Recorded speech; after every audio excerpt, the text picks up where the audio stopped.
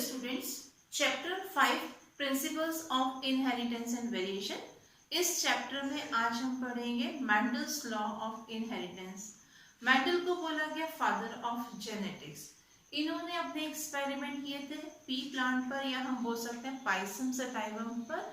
इसमें उन्होंने 7 contrasting character देखे थे, जिसको हम ऑलरेडी डिस्कस कर चुके हैं। बहुत लंबे टाइम तक एक्सपेरिमेंट करने के बाद में इन्होंने लॉज दिए थे। उन लॉ को आज हम डिस्कस करते हैं। मेंडल ने टोटल 3 लॉ दिए थे। Law of dominance, second law था उनका लॉ ऑफ सेग्रीगेशन, और थर्ड लॉ था लॉ ऑफ इंडिपेंडेंट असॉर्टमेंट। तो अभी हम देखते हैं उनका फर्स्ट लॉ, वो है लॉ ऑफ डोमिनेंस। ये मेंडल का फर्स्ट लॉ है। क्या कहा था मेंडल ने? मेंडल ने जब टॉल प्लांट का क्रॉस ड्वार्फ प्लांट के साथ में कराया, tall plant pure tall plant था और इसका क्रॉस उन्होंने कराया एक ड्वार्फ प्लांट के साथ में। ये पेरेंट प्लांट है। ये प्लांट कैसा है? ये वाला प्लांट जो है वो टॉल प्लांट है, और ये जो है ये है ड्वार्फ प्लांट। प्योर टॉल और प्योर ड्वार्फ क्यों कहा है प्योर टॉल और प्योर ड्वार्फ? क्योंकि हम इसमें देखेंगे कि यहाँ पर दोनों एलिल जो है इस जीन के टॉलनेस के लिए जो उन्होंने जीन यूज किया था उसको हमने कैपिटल टी से शो किया था, और ड्वार्फनेस के लिए जो उन्होंने जीन यूज किया था उसको उन्होंने किससे शो किया था? स्मॉल टी से शो किया था। तो ये जो टॉलनेस है उसके लिए कैपिटल टी का यूज कर रहे हैं और ड्वार्फनेस के लिए स्मॉल टी का। प्योर टॉल प्लांट क्यों कहा है? क्योंकि ये होमोजाइगस प्लांट है। होमोजाइगस से मतलब है कि इनमें दोनों एलील जो है वो सेम है। यहाँ पर भी ड्वार्फ प्लांट है, इसके भी दोनों एलील जो है वो कैसे हैं? सेम है, या हम बोल सकते हैं कि ये होमोजाइगस है। तो जब प्लांट होमोजाइगस होता है तब हम उसको बोलते हैं प्योर प्लांट। तो यहाँ पर प्योर टॉल प्लांट है और यहाँ पर कौन सा प्लांट है? प्योर ड्वार्फ प्लांट है। जब इसमें गैमेट का फॉर्मेशन हुआ, तो गैमेट यहाँ पर कितने टाइप के गैमेट्स बन सकते हैं? यहाँ पर टॉल इसके ये जो दोनों एलिल थे वो दोनों गैमेट फॉर्मेशन के टाइम पर अलग हो गए। और हमको मालूम है कि जब गैमेट का फॉर्मेशन होता है तब हमेशा क्या होता है? मियोसिस डिवीजन होता है, और मियोसिस डिवीजन में नंबर ऑफ क्रोमोसोम हाफ हो जाएंगे।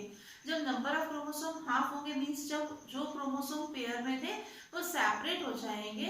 तो इसके साथ में क्या होगा? जब क्रोमोसोम सेपरेट होंगे तो जो जीन है या एलिल जो है वो भी क्या हो जाएंगे? एक दूसरे से अलग हो जाएंगे, और उनका नंबर भी क्या होगा? हाफ हो जाएगा। क्योंकि जो जीन है वो कहाँ पर रहते हैं? वो क्रोमोसोम पर रहते हैं। तो यहाँ पर हमारे पास है ये दोनों जो है गैमेट फॉर्मेशन के टाइम पर दोनों एलिल जो होंगे वो अलग हो जाएंगे, और यहाँ पर भी दोनों एलिल्स जो होंगे वो क्या होंगे? अलग हो जाएंगे। अब अगर हम यहाँ पर इसका क्रॉस कराते हैं, मीन्स ये जो गैमेट है इनका क्रॉस इन गैमेट के साथ में कराते हैं, पनेट स्क्वायर की हेल्प से देखते हैं। तो यहाँ पर हम क्या देखेंगे?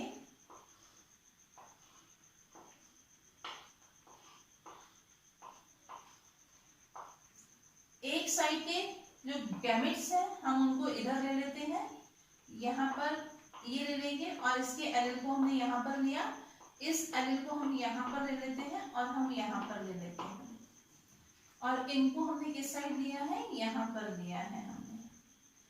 इसका क्रॉस हम जब कराते हैं, इनके बीच में जब क्रॉस होगा मीन्स जब फर्टिलाइजेशन होगा, तो फर्टिलाइजेशन के टाइम पर क्या होगा? मेल गैमेट और फीमेल गैमेट आपस में फ्यूज होंगे और जाइगोट का फॉर्मेशन करेंगे।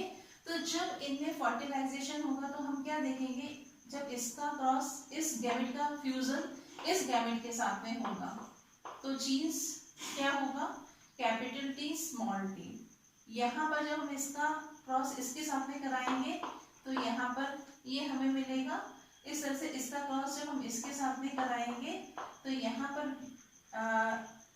ये मिलेगा हमको, और इसका क्रॉस जब हम इसके साथ में कराएंगे तो फॉर्मेशन होगा इसका। मीन्स कैपिटल टी के साथ में लोअर केस टी है। 4 प्लांट मिले हैं हमको। अगर हम 4 प्लांट को देखें तो ये प्लांट कैसा होगा?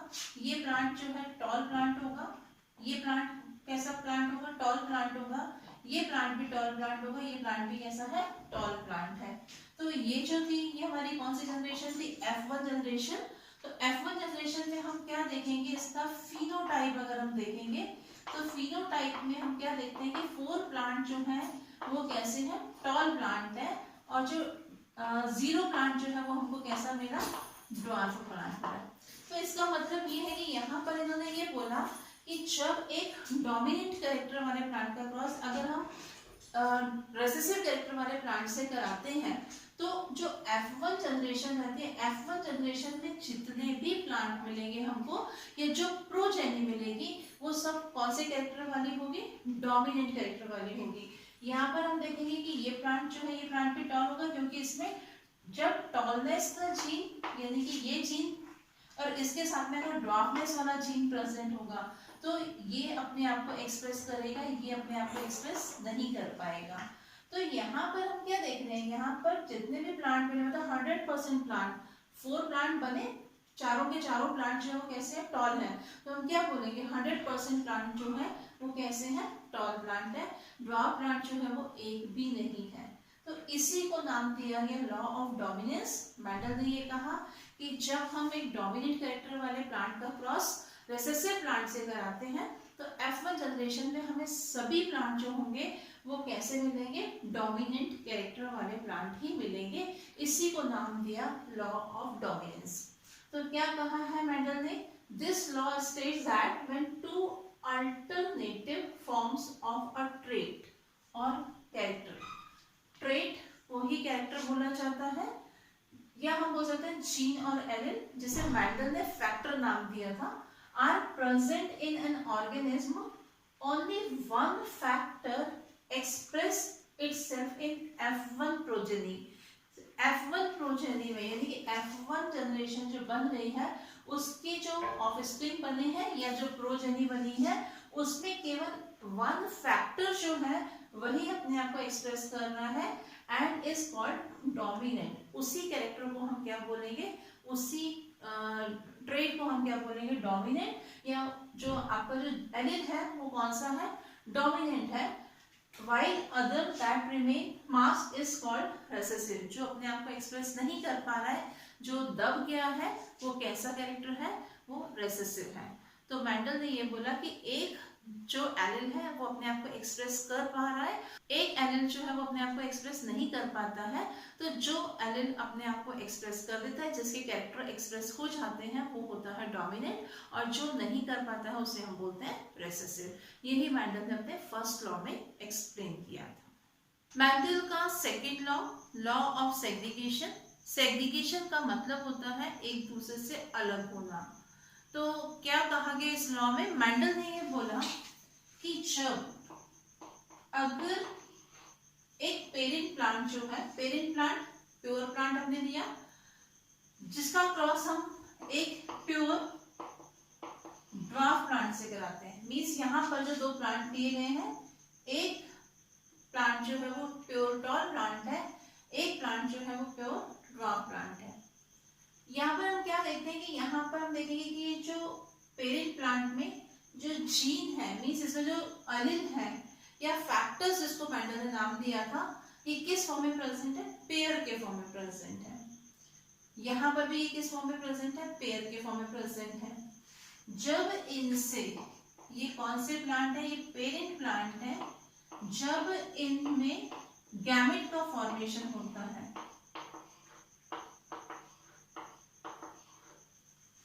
मालूम है आपको कि जब रिप्रोडक्शन की प्रोसेस होती है तो रिप्रोडक्शन की प्रोसेस में कौन सा डिवीजन होता है, मियोसिस डिवीजन होता है। मियोसिस डिवीजन में नंबर ऑफ क्रोमोसोम जो होगा वो हाफ हो जाता है। तो यहाँ पर क्या कहा गया है कि ये जो फैक्टर है, मींस जो पेयर ऑफ फैक्टर है या पेयर ऑफ एलील जो है, इसमें से गैमेट फॉर्मेशन के टाइम पर दोनों एलील जो होंगे, दोनों फैक्टर्स जो होंगे वो एक दूसरे से सेग्रीगेट हो जाएंगे। जब, ये तो हमने बात की पेरेंट प्लांट की, ये क्या थे, गैमेट्स थे। जब इनके बीच में क्रॉस होता है तब क्रॉसिंग से जो जनरेशन बनी थी, हमने इससे पहले वाले लॉ में देखा, तो F1 जनरेशन में जितने भी प्लांट मिले थे वो कैसे प्लांट मिले थे, 100% टॉल प्लांट मिले थे। कौन सी जनरेशन में, F1 जनरेशन में।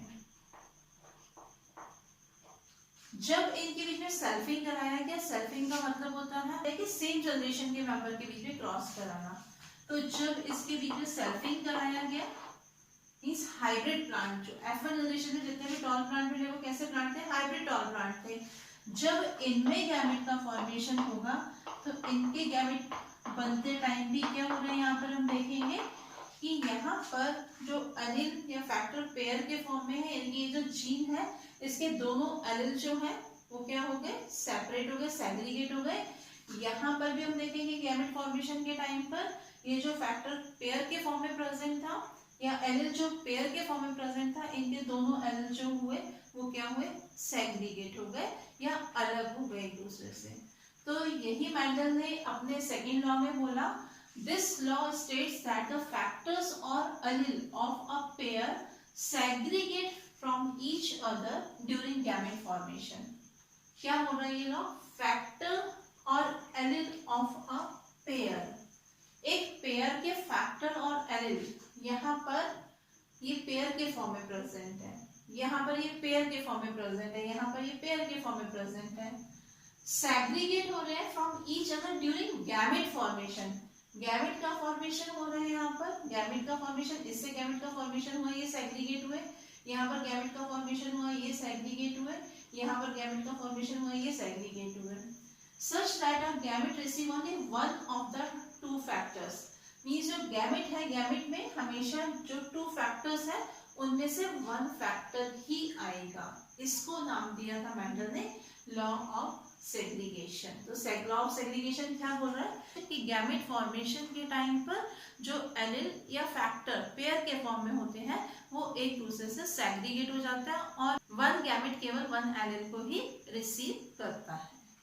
Mendel's third law, law of independent assortment. Mendel का ये लॉ डाइहाइब्रिड क्रॉस पर बेस्ड था।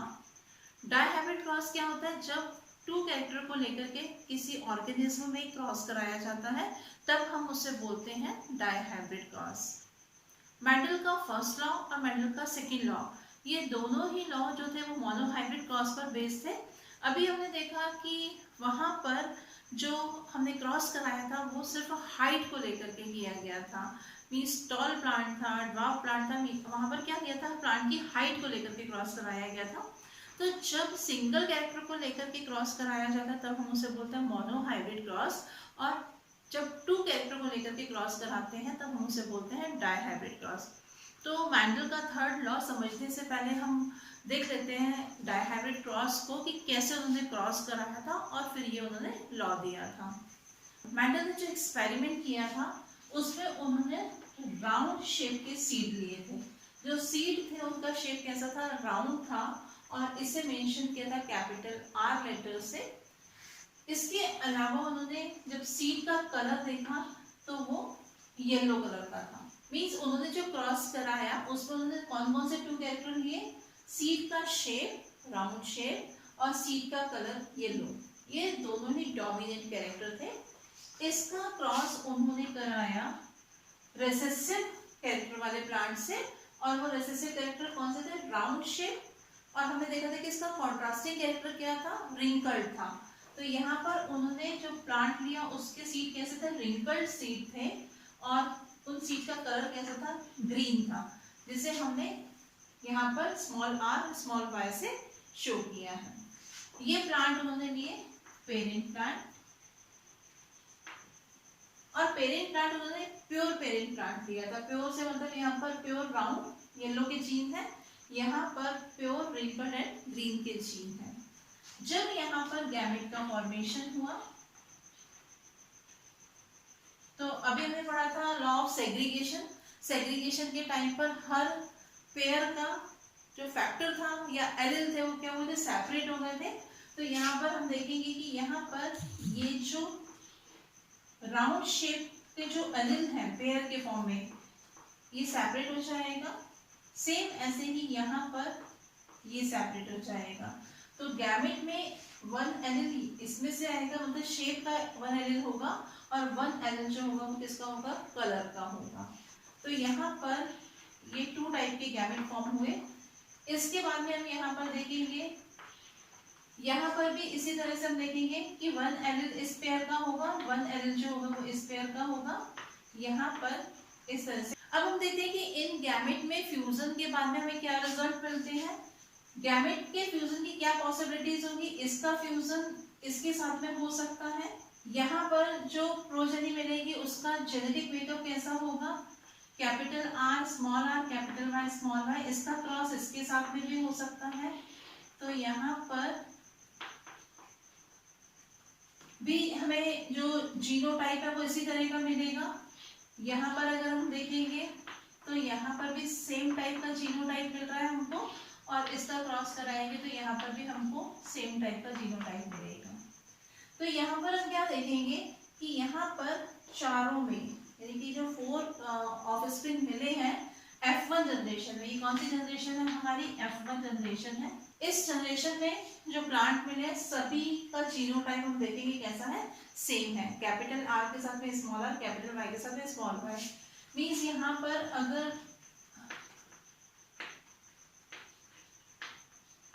इस तरह का जीनोटाइप हमको मिलता है, मतलब कैसा होगा, प्लांट कैसा होगा, राउंड सीड वाला होगा, क्योंकि राउंड डोमिनेंट कैरेक्टर है, ये जो है ये डोमिनेंट कैरेक्टर का एलिल है और ये रिसेसिव कैरेक्टर का एलिल है। यहाँ पर येलो डोमिनेंट कैरेक्टर का एलिल है और ये जो है ग्रीन ये स्मॉल वाई जो है वो क्या है, रिसेसिव कैरेक्टर का एलिल है। तो F1 जनरेशन में जितने भी प्लांट मिलेंगे वो हमको कैसे मिलेंगे, राउंड एंड येलो सीड वाले, क्योंकि हमने अभी पढ़ा है कि जब डोमिनेंट कैरेक्टर वाले प्लांट का क्रॉस अगर हम रिसेसिव कैरेक्टर वाले प्लांट से कराते हैं तो F1 जनरेशन में जितने भी प्लांट मिलते हैं हमें 100% प्लांट जो रहते हैं वो कैसे होते हैं, डोमिनेंट कैरेक्टर वाले ही होते हैं। तो यहाँ पर राउंड शेप और येलो कलर के सीड जो है ये डोमिनेंट कैरेक्टर है, इसीलिए F1 जनरेशन में जितने भी प्लांट मिले उनके सीड कैसे थे, राउंड शेप वाले और येलो कलर वाले। अब इसके बाद में हम देखते हैं कि जब F1 जनरेशन में सेल्फिंग कराई जाती है तब किस टाइप के गैमेट का फॉर्मेशन होगा। F1 में सेल्फिंग हुई मींस वहां पर जो F1 जनरेशन के प्लांट लिए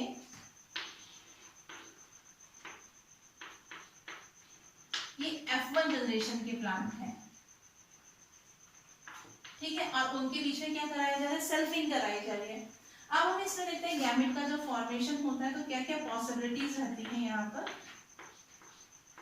यहाँ पर पॉसिबिलिटी होगी इस आर के साथ में, मीन्स राउंड शेप जो है इसके साथ में ये जो फैक्टर का पेयर है इसका कोई भी एक एलिल आ सकता है यहाँ पर। सेम ऐसे ही यहाँ पर इसके साथ में ये एलिल आ सकता है, यहाँ पर इसके साथ में ये एलिल आ सकता है और यहाँ पर इसके साथ में ये एलिल आ सकता है।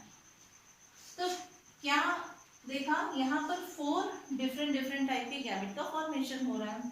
तो इस तरह से हमने क्या देखा कि गैमेट फॉर्मेशन के टाइम पर यानी कि जो गैमेट्स बने हैं हमारे गैमेट फॉर्मेशन के टाइम पर क्या हुआ है, यहाँ पर ये दोनों ही जो फैक्टर्स के पेयर है, अगर हम इसकी बात करें ये क्या है, हेटेरोजाइगस पेयर हो गया किसका, राउंड शेप के लिए, और ये हेटेरोजाइगस पेयर हो गया येलो कलर के लिए।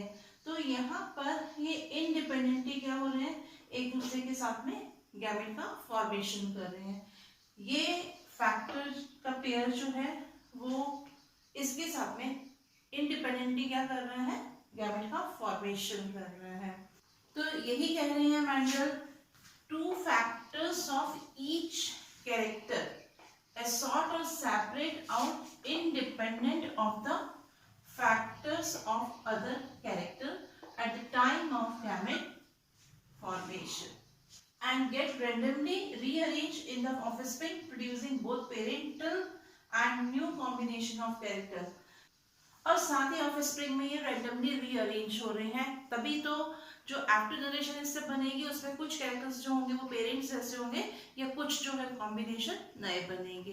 तो ये थे Mendel's law of inheritance. Mendel ने 3 लॉज दिए। फर्स्ट लॉ था लॉ ऑफ डोमिनेंस, जिसमें मैंडल ने कहा था कि अगर डोमिनेंट कैरेक्टर वाले प्लांट का क्रॉस रिसेसिव प्लांट के साथ में कराया जाता है तो F1 जनरेशन में जितने भी प्लांट मिलेंगे वो कौन से मिलेंगे, डोमिनेंट कैरेक्टर वाले प्लांट मिलेंगे। तो इससे नाम दिया था law of dominance. Second law था लॉ ऑफ सेग्रीगेशन। मैंडल ने ये बोला कि जब गैमेट का फॉर्मेशन होता है तो गैमेट के फॉर्मेशन के टाइम पर जो एलिल पेयर के फॉर्म में होते हैं या जो फैक्टर पेयर के फॉर्म में है वो गैमेट फॉर्मेशन के टाइम पर एक दूसरे से सेग्रीगेट हो जाते हैं, एक दूसरे से अलग हो जाते हैं। और थर्ड था लॉ ऑफ इंडिपेंडेंट असॉर्टमेंट। इसमें मैंने ये बोला कि जो 2 डिफरेंट कैरेक्टर्स के जो फैक्टर्स होते हैं वो गैमेट फॉर्मेशन के टाइम पर क्या होते हैं, इंडिपेंडेंटली सेपरेट हो जाएंगे, असॉर्ट हो जाएंगे। और जो ऑफस्प्रिंग बनेंगे उनमें से कुछ ऑफस्प्रिंग जो होंगे वो पेरेंट्स जैसे होंगे, कुछ ऑफस्प्रिंग जो होंगे वो नए कॉम्बिनेशन वाले होंगे, क्योंकि यहाँ पर ये जो फैक्टर्स होते हैं वो रैंडमली क्या हो रहे हैं, रीअरेंज हो रहे हैं। तो ये थे मैंडल्स के लॉ। नेक्स्ट क्लास में इसी चैप्टर को कंटिन्यू करेंगे। Thank you.